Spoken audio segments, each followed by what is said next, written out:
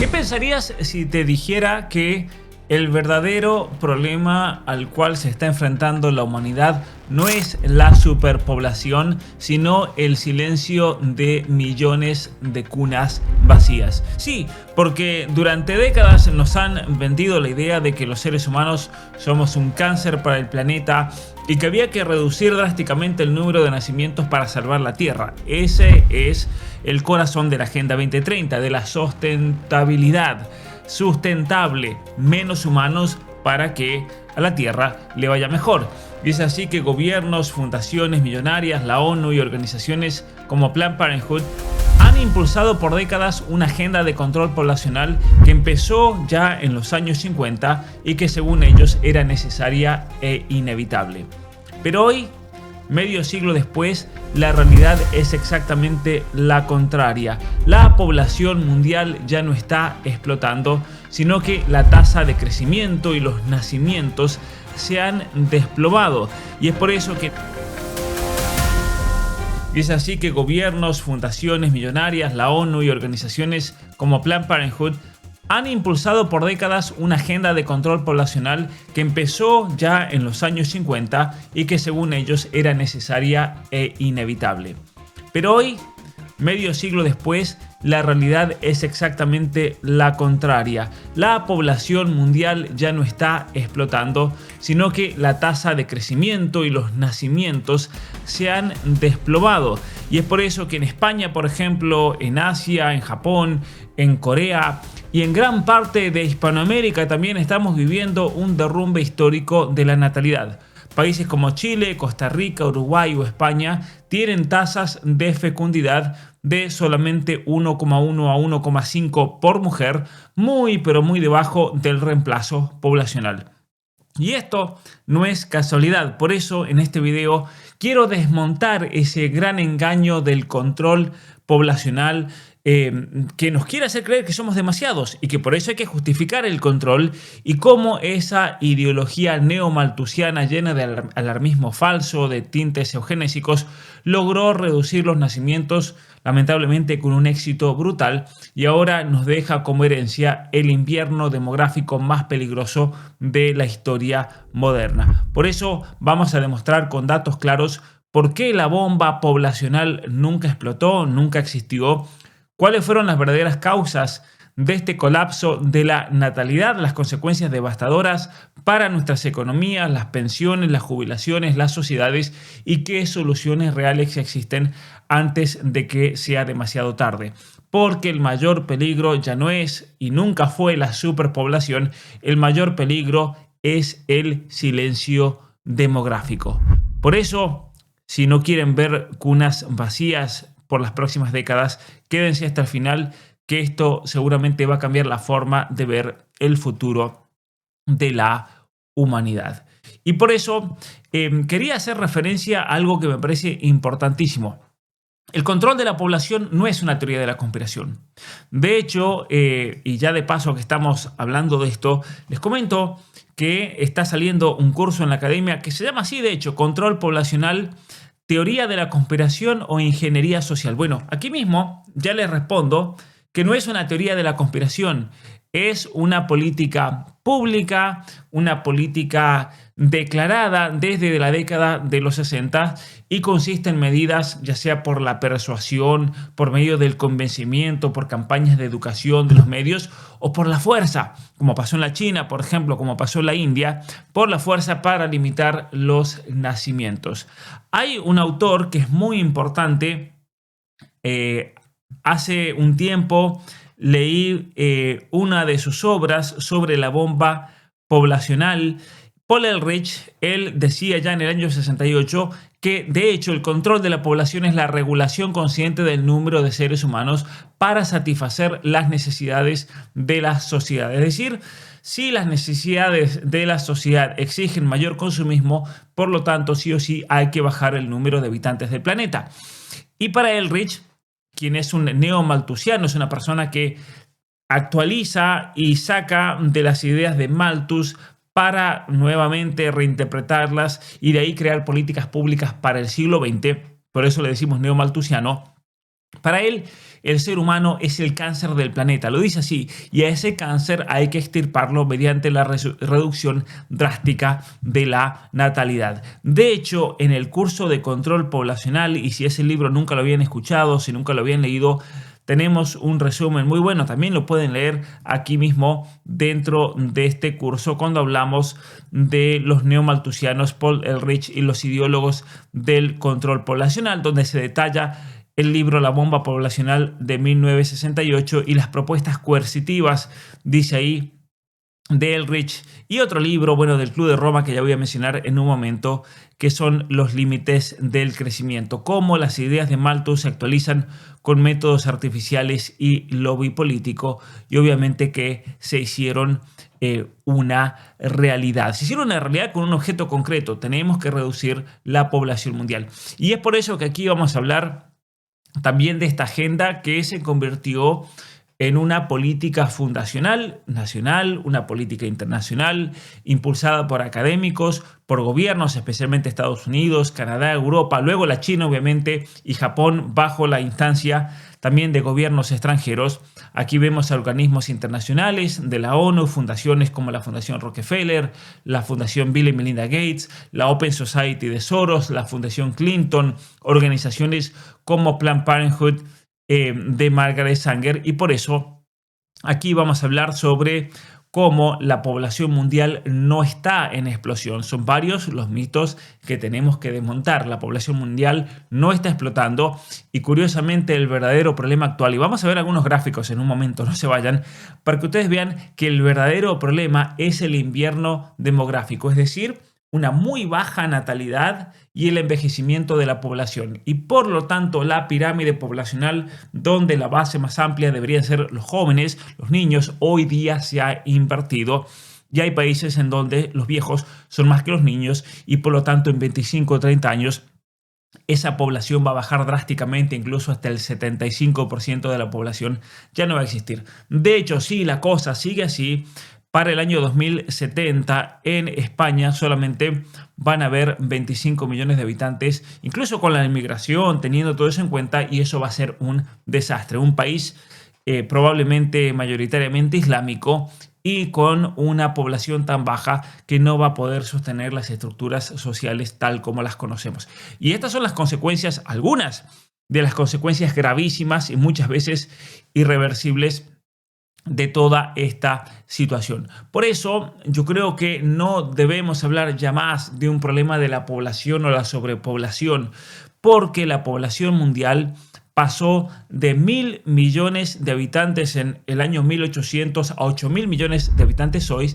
Sí, cifras absolutas que han crecido mucho, pero la tasa de crecimiento anual alcanzó el máximo en los años 60. ¿Sabían ustedes que la humanidad fue creciendo? La tasa de crecimiento, que son los nacimientos, tienen que haber 2,1 nacimientos por pareja para que básicamente la población pueda seguir creciendo, y ese máximo se alcanzó en los años 60. Desde los años 60 básicamente no hay crecimiento poblacional. Y ustedes me dirán, pero Pablo, así desde 1960 hasta hoy hay más gente, ¿por qué es eso? Bueno, en realidad la tasa de crecimiento ha caído 1,5% en los años 90, 0,9% en el año 2023. Y esto se explica por dos factores positivos. Los niños están muriendo menos, hoy mueren 5 veces menos niños menores de un año que en 1950, y ha habido también un aumento de la esperanza de vida, es decir, en general a nivel global, desde el año 50 hasta la actualidad, la gente vive 25 años más en promedio. Entonces, lo que ha ocurrido es que hay más gente porque se han juntado dos grupos muy grandes, pero no estamos creciendo. Y cuando el grupo de los que se llaman baby boomers, los que nacieron después de la Segunda Guerra Mundial, mueran en los próximos 5, 10, 15 años, básicamente vamos a ver una reducción abismal de la población. Lo vamos a ver. Si estamos todavía en vida, ustedes y yo lo vamos a ver y lo vamos a notar, hasta el punto de que hay países donde, como Canadá, como también pasa en la Argentina y en muchos otros lugares, tienen que cerrar escuelas totales porque no hay niños. En Buenos Aires, por ejemplo, han tenido que cerrar jardines de infantes porque no hay niños de 5 años. Estamos hablando de un impacto de los últimos ya 6 años entonces. Por lo tanto, no podemos hablar de una explosión demográfica y es lo que yo aquí en el curso presento como una inercia. Estamos en una fase de inercia que se está agotando y el crecimiento actual, lo que nosotros vemos aparentemente como crecimiento, en realidad es un residuo del pasado porque las tasas siguen bajando y cuando esa gente que vivió 25 años de más muera, esa gente, cuando esa gente ya no esté, obviamente que vamos a ver una caída total. Miren, esto es una pirámide poblacional actual, por ejemplo, en Cataluña, en España. Es un desastre, donde los niños son prácticamente el mismo grupo que los ancianos de 90 años para arriba, lo cual es un problema gigante eso.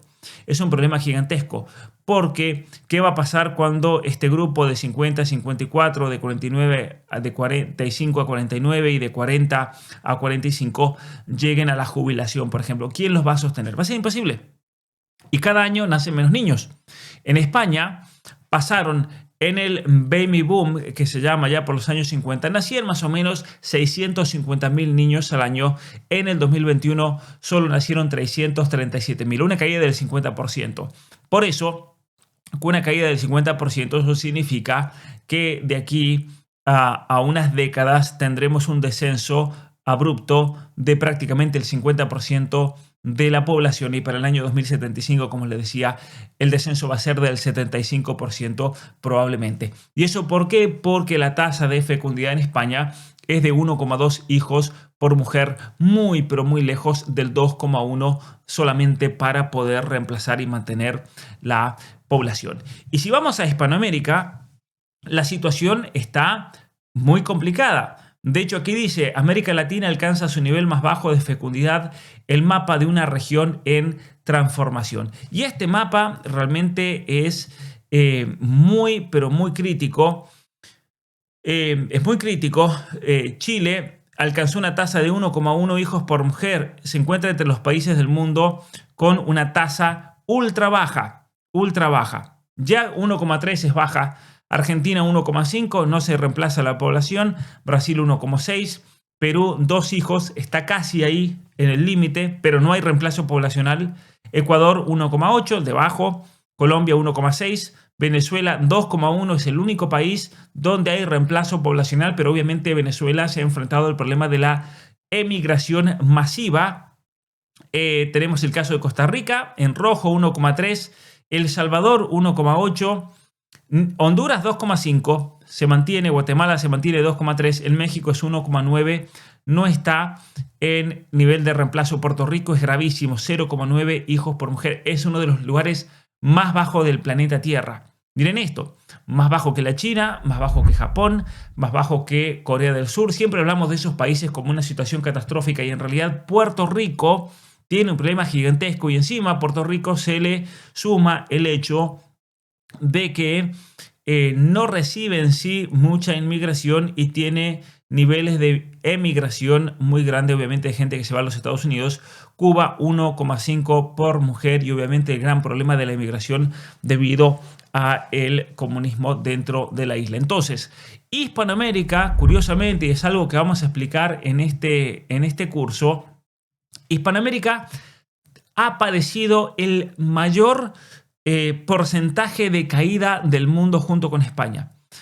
Es verdad que en Europa nacen menos hijos que en Hispanoamérica, pero si nosotros comparamos desde los años 50 hasta la actualidad, la región en el mundo que ha sufrido la caída más grande en la tasa de natalidad es Hispanoamérica. Es muy grave. Vamos a ver aquí muchos datos muy actualizados. Chile, Costa Rica, Uruguay, Argentina con caída libre. Colombia, Brasil y México también, que no se quedan atrás y no están en un nivel de reemplazo. Y aquí hay muchos factores claves que también vamos a ir analizando. Hay menos mujeres en edad fértil porque cada vez que tienes menos natalidad son menos en el grupo de mujeres y por lo tanto esto es un círculo vicioso. Menos nacimiento, menos mujeres son menos mujeres en edad fértil y por lo tanto sí o sí va a ser muy difícil revertir esa situación. Otro problema muy grande que se observa especialmente en España es la edad media de la maternidad, el promedio en el cual una mujer tiene su primer hijo. En España son los 32,6 años, es decir, En general, en promedio, una mujer tiene su primer hijo a los 32 años. ¿Y qué pasa cuando una mujer tiene el primer hijo a los 32 o 33 años? Que obviamente tiene muchos menos años fértiles disponibles. Y eso va a tener un impacto enorme en el crecimiento poblacional. También la edad media de maternidad es cada vez más tardía, postergación tal vez por estudios, por trabajos, cuestiones relacionadas a la urbanización, obviamente los anticonceptivos, tenemos el caso del aborto, el cambio cultural, y esto tiene consecuencias directas que son el envejecimiento acelerado, el fin de ese crecimiento demográfico. Esto va a tener, como decía recién, crisis muy grandes en las pensiones y la sanidad, porque van a haber menos personas, menos cotizantes, como se dice en España, van a haber menos personas aportando, van a haber más jubilados, hasta el punto de que en España la ratio entre trabajadores y jubilados es de 3-1. Entonces, si ustedes se preguntan en España por qué tenemos que pagar tantos impuestos, una de las razones es porque por cada jubilado hay solo 3 trabajadores, cuando debería ser mucho más alto, pero atentos con esto, porque en los próximos 20 años va a ser 1,5 trabajadores por un jubilado. Así que si se quedan en España en los próximos 20 años, yo no me extrañaría que directamente no cobren, directamente todo eso va a la jubilación. Va a ser un problema gigantesco. Y Hispanoamérica no está atrás, atentos con esto, porque Hispanoamérica enfrenta lo mismo sin redes de seguridad fuertes. Va a ser una situación tremenda. Si los jubilados ya la están pasando mal en Argentina, por ejemplo, olvídense que con la caída de natalidad la van a pasar peor. Y yo esto lo digo mucho a la gente de mi generación. Si ustedes han nacido en los años 80 o después de los 80, los 90, olvídense de que vamos a recibir jubilación, porque va a ser imposible realmente poder pagar ese grupo gigantesco. Y es lo que está pasando en este momento en Canadá. La crisis que hay en el seguro social en los mismos Estados Unidos, que han dicho que a partir del año 2035 ya no van a poder seguir pagando el 100% de la jubilación de las personas. Y aquí también, obviamente, entra el tema de la inmigración. Los países como Canadá, como Estados Unidos, como España, han optado por la inmigración masiva para compensar esta falta, ¿no? Una política que nosotros aquí en este curso criticamos porque simplemente es un parche temporal y que obviamente termina destruyendo la cohesión social y la cultura de una nación, especialmente cuando traes grupos, por ejemplo, islámicos. Ahora, detrás de todo esto hay raíces ideológicas muy profundas que uno tiene que saber identificar. Acá tenemos, vamos a ir a los comienzos, tenemos a Thomas Malthus. Él nació en 1798.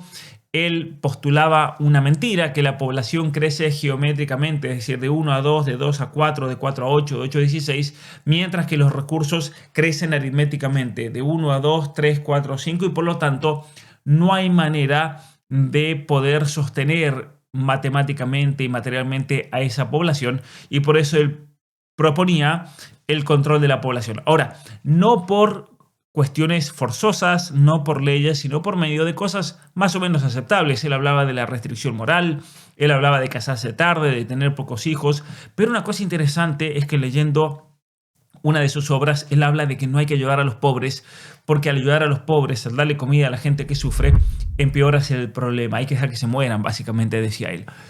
Otra ideóloga que surge mucho tiempo después es Margaret Sanger. Es la ideóloga de la eugenesia, es la ideóloga del aborto. Ella es la fundadora de Planned Parenthood y veía el control de la natalidad como una herramienta para reducir la población de los indeseables, de los pobres, de los discapacitados, de los negros. Recibió obviamente apoyo de la Fundación Rockefeller.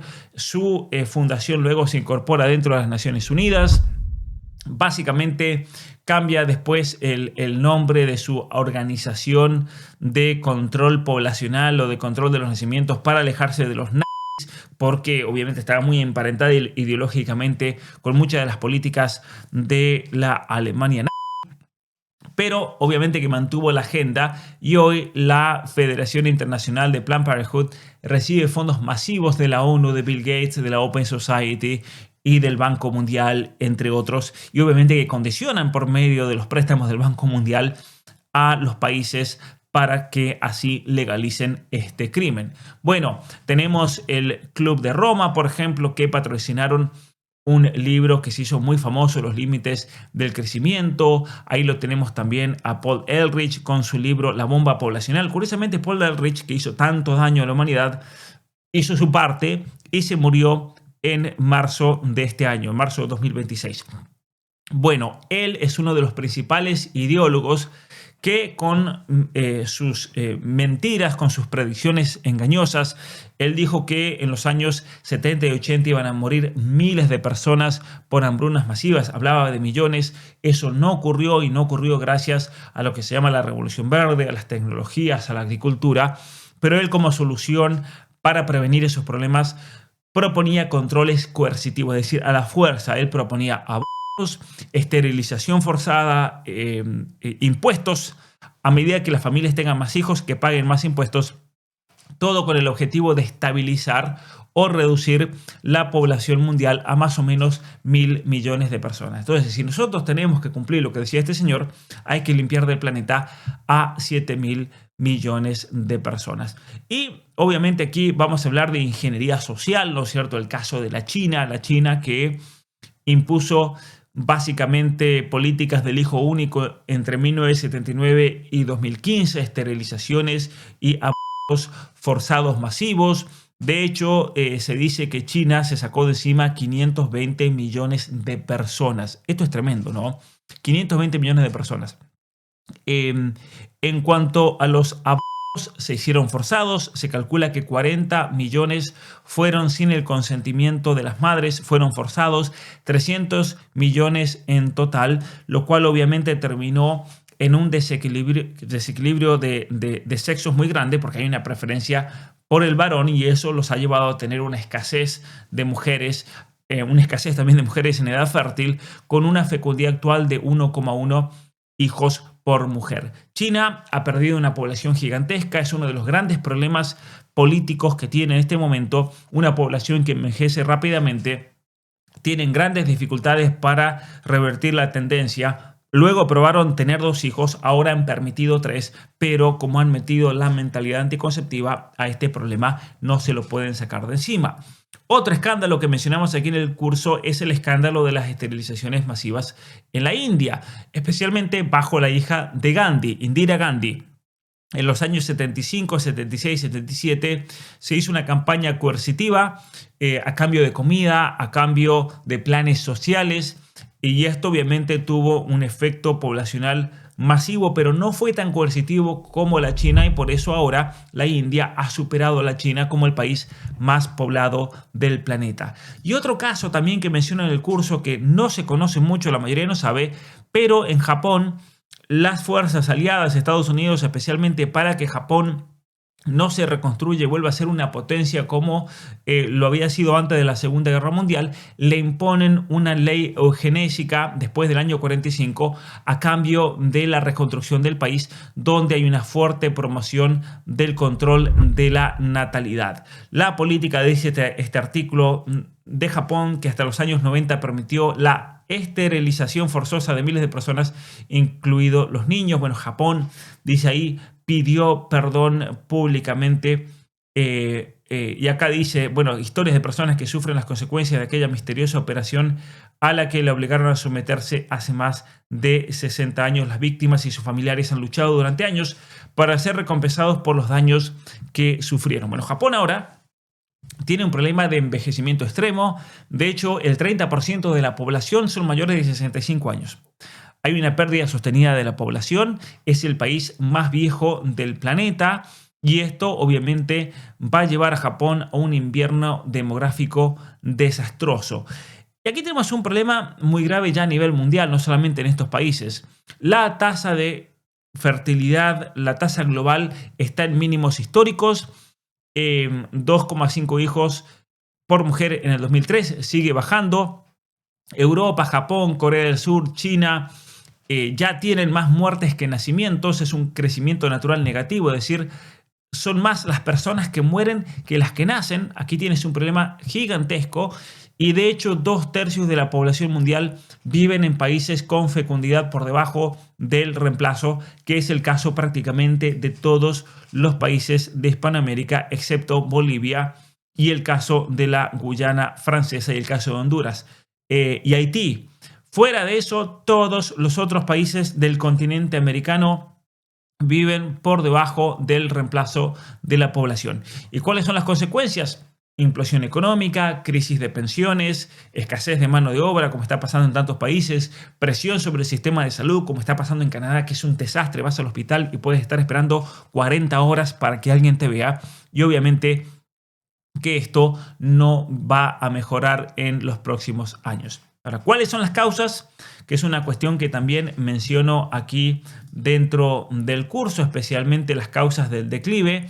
Aquí tenemos los anticonceptivos orales masivos desde los años 60, la legalización del especialmente a partir de Roe vs. Wade en los Estados Unidos y algo que se replica en muchos otros países, el divorcio sin culpa, la urbanización, la secularización, el individualismo y el retraso de la maternidad por la incorporación masiva de la mujer al mercado laboral sin ningún tipo de conciliación real con la vida familiar. Entonces, ¿cuál es la solución? Aquí estamos ante un problema muy grande y es ahí donde viene lo positivo, las políticas familiares que son la solución al invierno demográfico. No son mágicas, pero ciertamente que ayudan. A mí me parece que el país líder en promover estas políticas es Hungría, con incentivos fiscales muy fuertes, con quita de impuestos si tienes más de 4 hijos, con préstamos que son condonables después de varios hijos, con vivienda, con resultados que han sido muy positivos porque si bien no han logrado solucionar el problema de la población, sí han logrado revertir al menos la caída y ahora pasaron de 1,23 a 1,5 con más matrimonios, con menos y obviamente que eso es algo muy positivo. Bueno, aquí menciono también en el curso los casos de algunos otros países, lo que están tratando de hacer países como Francia, como Italia, como el caso de Corea, Singapur, Japón y los Estados Unidos de Trump. Una situación realmente muy grave, una situación muy preocupante y por eso no quería dejar de hacer en la academia un curso sobre esta situación. Yo los invito a tomar este curso. Es más, a todos aquellos que quieran, abajo en los comentarios y en la descripción de este video también voy a dejar un link donde pueden ver gratuita la primera sesión de este curso. ¿Por qué? Me parece algo muy importante porque el control poblacional del siglo XX ha sido de hecho un ejemplo claro de ingeniería social masiva basada en el alarmismo neomalthusiano, que obviamente se equivocó en sus predicciones catastrofistas, pero tuvo demasiado éxito en reducir nacimientos y hoy nos enfrentamos al problema opuesto. El verdadero problema es el invierno demográfico que se ha seguido de este control poblacional, el envejecimiento de la población y el riesgo del colapso tanto demográfico como económico en muchos países. España, Hispanoamérica, y todos ustedes me están escuchando, ya sea de España o de Hispanoamérica o viven en Estados Unidos y Canadá, pero son hispanoamericanos. Estamos ante una situación realmente delicada. Canadá está en una situación desastrosa, con fecundidad muy baja, con envejecimiento acelerado, y me parece a mí que ignorar este problema o seguir promoviendo políticas antinatalistas es un suicidio para nuestras naciones. ¿Cuál es la solución y qué es lo que yo propongo y desarrollo aquí? Soluciones realistas que pasan por políticas familiares que sean valientes, que sean practicables, que sean sostenidas en el tiempo y que valoren la vida y la familia. Por eso, nuevamente, el mayor peligro ya no es la bomba poblacional, es el silencio demográfico.